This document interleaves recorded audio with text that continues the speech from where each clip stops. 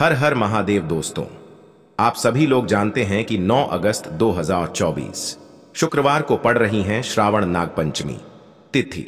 दोस्तों, ये जो पंचमी है श्रावण महीने में पड़ने वाली सबसे बड़ी पंचमी है, क्योंकि यह श्रावण के दिनों में पड़ रही है, जिसका बहुत ही बड़ा और विशेष महत्व होता है। और ऐसा दिन पूरे साल में सिर्फ एक ही बार आता है।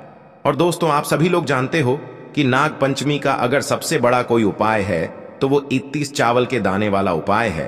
तो दोस्तों, इस शुक्रवार की नाग पंचमी के दिन आप लोगों को इस 31 चावल के दाने वाले उपाय को जरूर करना है।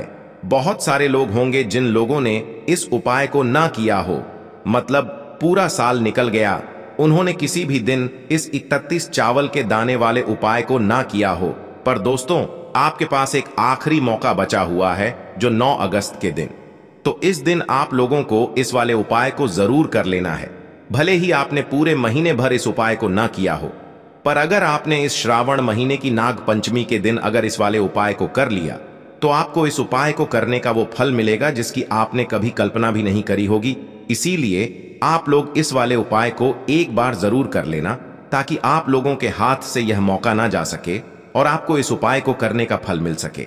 दोस्तों, यह उपाय पंडित जी ने अपनी अभी की ही श्री शिव महापुराण की कथा में बताया है, जिस उपाय को आज हम आपको बहुत अच्छे से समझाने वाले हैं।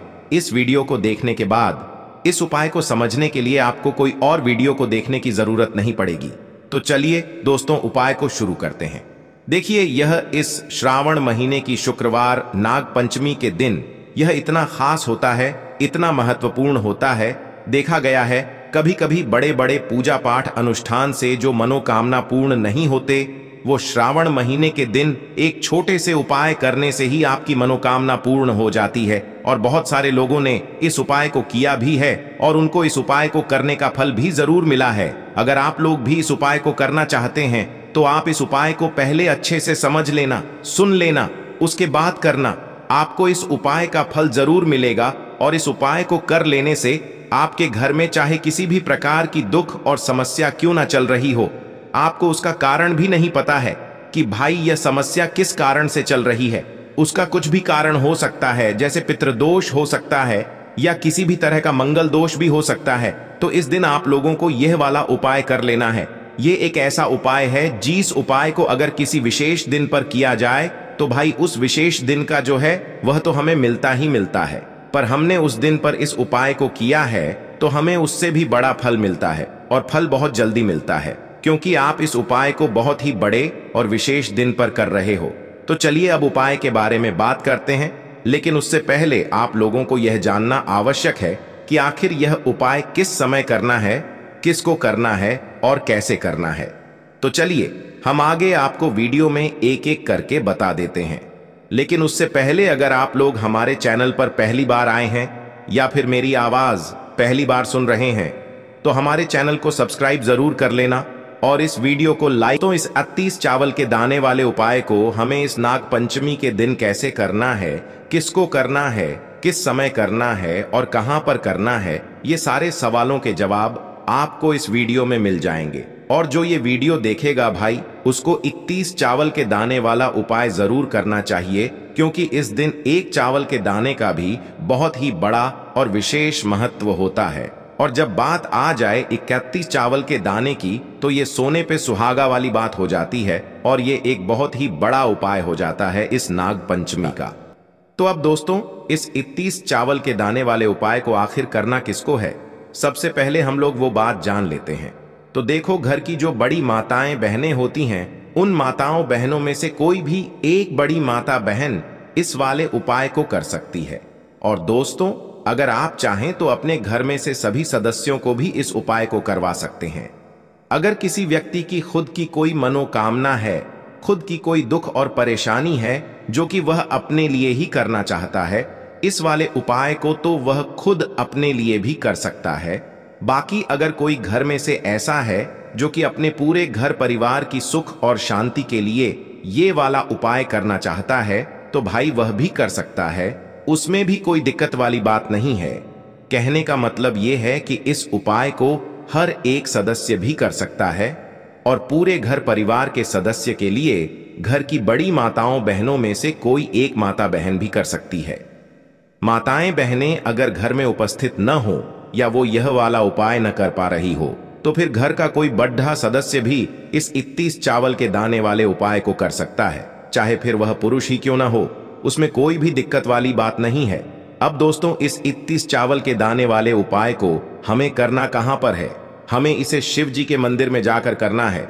बहुत सारे लोग प्रश्न करते हैं, हर एक उपाय को करते समय क्या हम इस उपाय को घर पर कर सकते हैं? तो इस वाले उपाय को आप घर पर नहीं कर सकते हो। इस वाले उपाय को करने के लिए आपको शिव जी के मंदिर ही जाना पड़ेगा। उसके बाद में दोस्तों, जो अगला प्रश्न निकल कर आता है वो यह आता है इस उपाय को लेकर कि आखिर इस उपाय को हमें किस समय करना है, सुबह के समय करना है कि शाम के समय करना है। तो देखो, इस वाले उपाय को आप लोग सुबह के समय भी कर सकते हो और शाम के समय प्रदोष काल में भी कर सकते हो। अब अगर आप पूछो कि भाई सबसे उत्तम समय कौन सा रहेगा इस 31 चावल के दाने वाले उपाय को करने का, तो हम आपसे बस यही कहेंगे कि इस उपाय को आप सुबह के समय करेंगे तो ज्यादा बेहतर होगा। बाकी अगर प्रदोष काल शाम के समय भी करेंगे तो भी अच्छा होगा, उसमें कोई भी दिक्कत वाली बात नहीं है। तो अब दोस्तों, जो अगली सबसे बड़ी और महत्वपूर्ण बात आती है वो यह आती है कि सुबह अगर हम उपाय को करेंगे तो हमें कितने बजे से लेकर कितने बजे तक के बीच में करना है, और शाम के समय प्रदोष काल में करेंगे तो हमें कितने बजे से लेकर कितने बजे के बीच में करना है। तो देखो, सुबह जितनी जल्दी हो सके आप उपाय को करने की कोशिश करना। बाकी अगर किसी कारणवश लेट भी हो जाओ, थोड़ी देर भी हो जाए, तो 10 या 11 बजे तक भी आप उपाय कर लेना, पर 12 बजे से ज्यादा देरी ना हो। ठीक है, इस बात का ध्यान रखना। उसके बाद में दोस्तों, अगर शाम के समय प्रदोष काल की बात करें, प्रदोष काल का जो समय होता है वो शाम के 6 बजे से शुरू हो जाता है। मतलब शाम के 6 बजे से लेकर 7 बजे के बीच का जो समय होता है ये समय प्रदोष काल का समय होता है। पर अभी जो मौसम चल रहा है, इस मौसम में जो है शाम बहुत देरी से होती है, तो आप इस उपाय को 7 या 8 बजे के बीच में भी कर सकते हो। मतलब शाम के 6 बजे से रात 8 बजे के बीच में आप कभी भी इस वाले उपाय को कर सकते हो, उसमें कोई भी दिक्कत वाली बात नहीं है। अब दोस्तों, यहाँ पर इस उपाय को लेकर एक और सबसे बड़ी बात ये निकल कर आती है कि इस 31 चावल के दानों को हमें लेना कहाँ से होता है, और हमें इस उपाय को करने के साथ में क्या और कुछ भी सामग्री ऐसी होती है जो शिव जी के मंदिर लेकर जानी पड़ती है।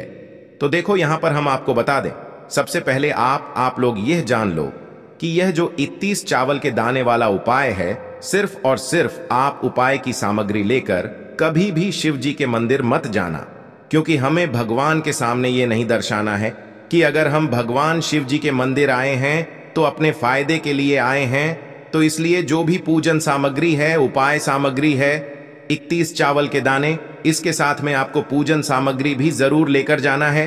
देखो, अगर सुबह के समय उपाय कर रहे हो तो सीधी सी बात है, 1 लोटा जल तो आप लेकर जाओगे ही जाओगे। वही 1 लोटा जल अगर मिट्टी का जल हो तो बहुत अच्छा रहेगा। मिट्टी का जल कैसे बनाया जाता है, इसके लिए हमने पहले से बहुत सारी वीडियोस बना दी है। आपके पास इस दिन एक आखिरी मौका रहेगा मिट्टी का जल शिव जी पर चढ़ाने का और उपाय को करने का। बहुत बड़ा आपको इस दिन फल मिलेगा। तो इसीलिए इस दिन हो सके तो भाई मिट्टी का जल चढ़ाना तो अपने साथ में कम से कम 1 लोटा जल तो आपको लेकर जाना ही जाना है। अगर मिट्टी का जल नहीं है तो घर का जल भी आप इस्तेमाल कर सकते हो। इसके अलावा जो भी पूजन सामग्री है, देखो 31 चावल के दाने ये अलग आपके रहेंगे और जो आपकी पूजन सामग्री रहेगी वो अलग रहेगी। पूजन सामग्री में आप जो भी चीज लेकर जाना चाहे वो लेकर जा सकते हैं। एक बेलपत्र भी लेकर जा सकते हैं, उसमें कोई भी दिक्कत वाली बात नहीं है। वहीं अगर हम बात करें शाम के समय की, तो शाम के समय शिव जी पर जल नहीं चढ़ता है। इसीलिए शाम के समय आप लोग एक दीपक तैयार कर लें, जो कि गोलबत्ती का, आटे का, शुद्ध देसी गाय का घी का होगा, है ना। इस बात का आप लोगों को ध्यान रखना है और इस दीपक को आपको घर से जलाकर नहीं लेकर जाना है, भगवान शिव जी के मंदिर में जाकर ही जलाना है। इस बात का भी आप लोगों को ध्यान रखना है। अब दोस्तों, यहां पर हमें इस बात को समझना है कि यह 31 चावल के दाने हमें लेना कहां से है। क्या हमें दुकान से लेकर आना है, या हमें अपने घर से लेना है, या कहां से लेकर आना है, और कौन से चावल लेना है, क्योंकि चावल भी बहुत प्रकार के होते हैं।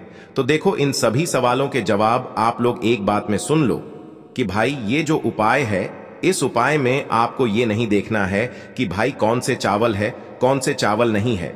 बस जो भी चावल ले रहे हो वो चावल का दाना सबूत होना चाहिए, मतलब साबुत होना चाहिए, टूटा हुआ नहीं होना चाहिए, कटा पिटा नहीं होना चाहिए। ये बात आपको ध्यान रखना है। बाकी आपका चावल बासमती हो या सादा चावल हो या कोई सा भी चावल हो, उसमें कोई भी दिक्कत वाली बात नहीं है। तो सीधी सी बात है कि आपके घर के रसोई घर में जहां पर आप भोजन बनाते हो वहां पर जो भी चावल आपके उपस्थित हो, उन चावलों में से अपनी एक कटोरी भर लेना या एक मुट्ठी चावल अलग से निकाल कर रख लेना, क्योंकि हम 31 चावल ही यहां पर इस उपाय में लेने वाले हैं। तो हमें यह चावल के दाने गिनकर निकालने पर डिढेंगे। इस बात का आप लोगों को ध्यान रखना है। तो अपने उस चावल की कटोरी में से या चावल में से 31 ऐसे चावल के दाने आप लोग निकाल लो जो कि टूटे हुए ना हो, कटे पिटे ना हो, जिनमें कोई दाग ना लगा हुआ हो, है ना। अच्छे साबुत चावल के दाने 31 दाने आप लोग निकाल कर रख लो और इन्हें किसी भी एक कागज की पुड़िया में या किसी एक छोटी सी कटोरी में आप लोग रख लो, ताकि यह सुरक्षित रहे, आपके एक भी चावल का दाना इधर उधर ना हो और आपका उपाय भी पूरा अच्छे से हो जाए। तो भाई जैसे ही आपका उपाय की जो सामग्री है 31 चावल के दाने ये तैयार हो जाते हैं, उसके बाद मैं आपको जो भी अपनी पूजन सामग्री है सुबह के समय कर रहे हो तो एक लोटा जल और एक बेलपत्र या पूजन सामग्री जो लेकर जाना चाहो उसकी भी तैयारी कर लेना। और शाम के समय जा रहे हो तो भाई अपना जो दीपक है उसे तैयार कर लेना, ठीक है। और उपाय को करते समय शुद्धता का विशेष रूप से ध्यान रखना, ठीक है। सुबह सुबह स्नान करने के बाद ही उपाय को करने की आप लोग तैयारी करना। उसके बाद अगर शाम के समय की बात करें तो शाम के समय आपको स्नान करने की जरूरत नहीं है, पर शुद्धता का ध्यान रखना है। आपको स्नान तो नहीं करेंगे, आप हाथ मुंह धोकर भी इस वाले उपाय को शाम के समय प्रदोष काल में कर सकते हैं, इसमें कोई दिक्कत वाली बात नहीं है। तो आप अपने उपाय की पूरी सामग्री तैयार करके आपके पास ही में जो आपका शिव मंदिर हो वहां पर पहुंच जाइए। सबसे पहले शिव मंदिर में जाकर आप लोगों को उपाय नहीं करना है, पहले भगवान के दर्शन करना है, भगवान से आशीर्वाद प्राप्त करना है, फिर शिव जी की शिवलिंग के पास में आना है। शिवलिंग के पास में आने के बाद आप जो पूजन सामग्री लेकर आए हुए हैं, जैसे कि सुबह गए हुए होंगे तो एक लोटा जल और जो भी पूजन सामग्री लेकर आए हैं आप उनसे भगवान शिव जी की पूजन कीजिए। सबसे पहले तो एक लोटा जल ही चढ़ेगा, फिर आपको एक बेलपत्र श्री शिवाय नमस्तुभ्यम का जाप करते हुए शिवलिंग पर चढ़ा देना है। उसके बाद में आपकी पूजन सामग्री चढ़ेगी। उसके बाद में अगर दोस्तों शाम के समय अगर आप इस उपाय को कर रहे हो तो अपने साथ में कम से कम एक जो दीपक है गोल बाती का जो आप अपने साथ में लेकर गए हो, उस दीपक को मंदिर में जाकर अपनी माचिस से जलाना है और उस दीपक को शिवलिंग के पास में रखना है, ठीक है।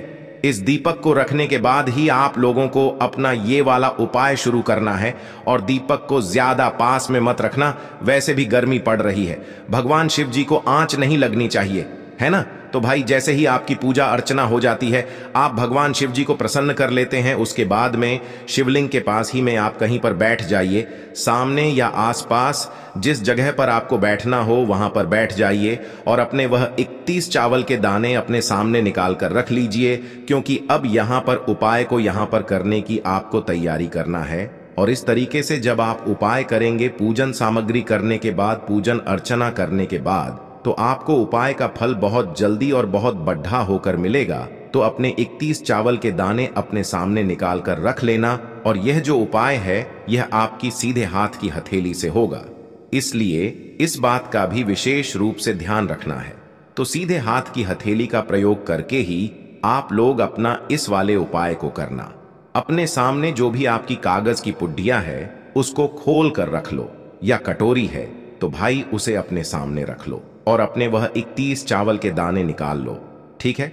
उसके बाद में दोस्तों अब आपको क्या करना है कि शिवलिंग आपके सामने होगी, तो आपने वह 31 चावल के दाने एक एक करके जहां पर आपने बेलपत्र चढ़ाया है आपको शिव जी के शिवलिंग के ऊपर चढ़ाना है।